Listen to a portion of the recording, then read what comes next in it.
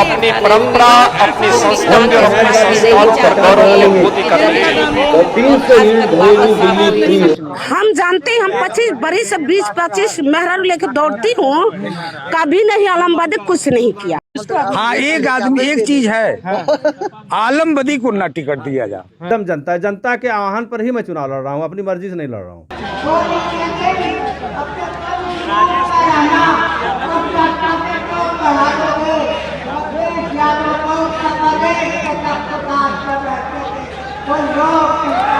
लोग वो लोग हैं जो मंत्री जी के लिए हमेशा से लगे थे और लगे हुए हैं, आज भी आप देख सकते हैं कि किस तरह से वो लोग परेशान हैं। सपा सुप्रीमो अखिलेश यादव के गढ़ आजमगढ़ में अपने ही चुनौती बनते जा रहे हैं। पहले गोपालपुर में एक वीरांगना बागी बनकर अपने ही विधायक के लिए दहाड़ती हुई नजर आई और सपा के खिलाफ चुनाव लड़ने का ऐलान भी कर गई। लोग वो लोग हैं जो मंत्री जी के लिए हमेशा से लगे थे और लगे हुए हैं, आज भी आप देख सकते हैं कि किस तरह से वो लोग परेशान हैं। और जबकि उन्होंने नफीस को जाकर के समर्थन भी किया था, उनके साथ मंच शेयर किया था। मैंने तो आज तक कोई ऐसा नेता नहीं देखा जिसने जो है जाकर के टिकट कटने के बाद भी उसका जाकर सपोर्ट किया हो, उसका नामांकन करवाया हो। मैंने आज तक ऐसा नेता नहीं देखा। आपने देखा हो तो मुझे बता दीजिए, मैं भी उससे भी मिलूंगी जाकर के कि वो क्या करता है। जनता का समर्थन है आपको? जनता का पूरा समर्थन है मेरे साथ। अब अखिलेश यादव के उत्तर प्रदेश में ईमानदार विधायक के रूप में माने जाने वाले निजामबाद के विधायक आलमबदी आजमी को भी अपने ही बागी बनकर चुनौती देने जा रहे हैं। जबकि आलमबदी इस सीट से अब तक 4 बार विधायक हो चुके हैं। इसके बाद भी कुछ ग्रामीण उनका विरोध तो कर ही रहे हैं और अब 30 साल से सपा का झंडा ढो रहे पूर्व ब्लॉक प्रमुख इसरार अहमद भी बगावत के मूड में है। पूर्व ब्लॉक प्रमुख इसरार अहमद से पहले यहाँ के कुछ ग्रामीणों की सुनिए जो आलमबदी को लेकर क्या तर्क दे रहे हैं। यही नहीं, ये पूर्व ब्लॉक प्रमुख इसरार अहमद का बखान भी करते हैं। सुमन, गांव की काफी समस्याएं गांव वाले बताएं। गांव वाली समस्या है, इसको देखना चाहिए। हम इस क्षेत्र का बीटीसी हूँ, ठीक, तो आलमबादी को देखने चाहिए जो कुछ हो रहा है कि नहीं हो रही है।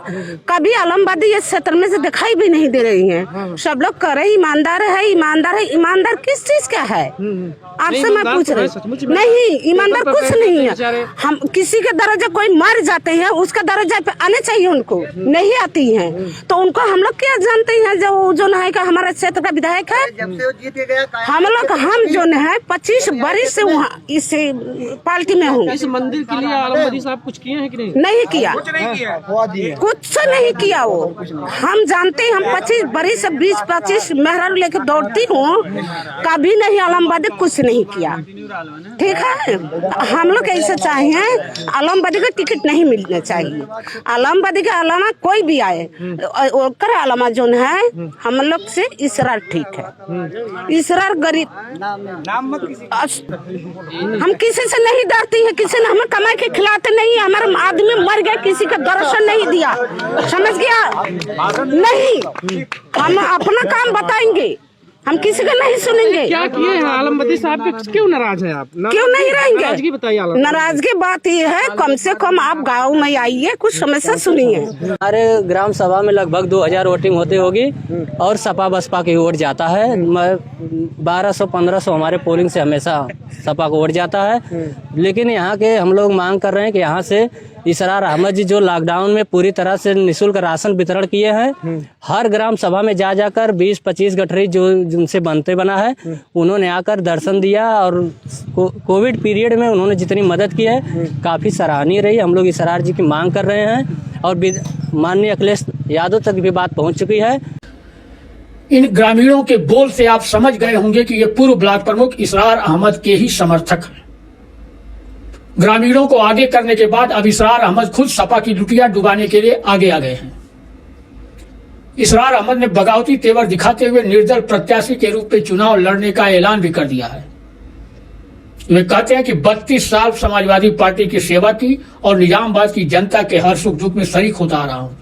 इसके बाद भी राष्ट्रीय अध्यक्ष अखिलेश यादव ने मुझे नजरअंदाज कर एक बार फिर से आलमबदी आजमी को टिकट दे दिया है। जबकि 2017 के चुनाव में यह तय हुआ था कि आलमबदी साहब का यह आखिरी चुनाव होगा। कल फ्लैग हो गया। चलिए इसरार भाई, निजामाबाद से आपको पार्टी ने टिकट नहीं दिया, आपकी अगली रणनीति क्या है? देखिए, निजामाबाद में मैंने 32 साल से काम किया और जिस तरीके से मैंने समाजवादी पार्टी में जी जान से काम किया, जितनी वफादारी थे और लोगों के दिलों पे मैं समझ लगा एकदम घर बना लिया, वो मेरे परिवार जैसा निजामाबाद में है।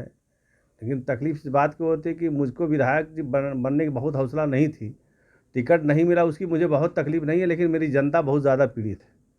अब अपनी जनता को खुश करने के लिए मुझे चुनाव में निर्दल लड़ना पड़ेगा और मैंने ऐलान भी किया है और मैं लड़ूंगा भी। और जिस पार्टी में मैं काम किया हूँ, समाजवादी पार्टी में, समाजवादी पार्टी की जो बुनियादी जो उसूल रहा है लोहिया जी की विचारधारा पर रहा है। लोहिया जी ने कहा था कि जिंदा कौमें ज़्यादा दिन इंतज़ार नहीं करती। फिर माननीय नेताजी मुलायम सिंह यादव जी के साथ में हम लोग काम किए। नेताजी ने, आपने देखा होगा, कहा था कि जहाँ हक न मिले वहाँ हल्ला बोलो। तो अब मेरे साथ नाइंसाफ़ी हो रही, तो मुझे तो अपने हक के लिए आवाज़ उठानी पड़ेगी, अपने हक का हिस्सा लेना पड़ेगा और मैं जनता के बीच में जाऊंगा। जब फैसला तो जनता को करना है कि जनता किसको जिताएगी, किसको हराएगी। और मुझे पूर्ण विश्वास है, जिस तरीके का आशीर्वाद और सपोर्ट मिल रहा है, हम लोग चुनाव वहाँ से जीत के आएंगे निजामाबाद से। और समाजवादी पार्टी के राष्ट्रीय अध्यक्ष माननीय अखिलेश यादव जी पिछली बार भी कहे थे कि एक बार इनको जिता दो, बुजुर्ग आदमी हैं। और आलम बदी साहब भी मेरे घर आए थे, कहे थे कि जो है मेरा आखिरी चुनाव है बाबू, मुझको एक बार लड़ा दो। तो उस बात को लेके मैं जो है खुद तैयार हो गया कि चलिए एक बार लड़ा देते हैं। लेकिन अब यहाँ लड़ाई झूठ और सच की है कि कौन सच्चा है कौन झूठा है। आज भी मैं लड़ने जा रहा हूँ, मुझे बहुत दल बुला रहे हैं, मेरे दल से लड़िए, मेरे दल से। मैं किसी दल में जा नहीं रहा हूँ, मैं निर्दल लड़ रहा हूँ। हो सकता है राष्ट्रीय अध्यक्ष जी को दिमाग में आ जाए कि अभी सही क्या है गलत क्या है, उनके दिमाग में आ जाए। अगर परिवर्तन करेंगे तो मैं फिर समाजवादी से लड़ सकता हूँ, लेकिन अभी मैं निर्दल ही लड़ूंगा। कई दिन तक आप लखनऊ में डेरा डाले रहे, आपकी राष्ट्रीय अध्यक्ष से मुलाकात हुई, क्या आश्वासन मिला वहाँ से? कारण रुकने का यही था कि कल को हमारे राष्ट्रीय अध्यक्ष जी ये ना कह पावे कि तुमने मुझसे मुलाकात नहीं किया।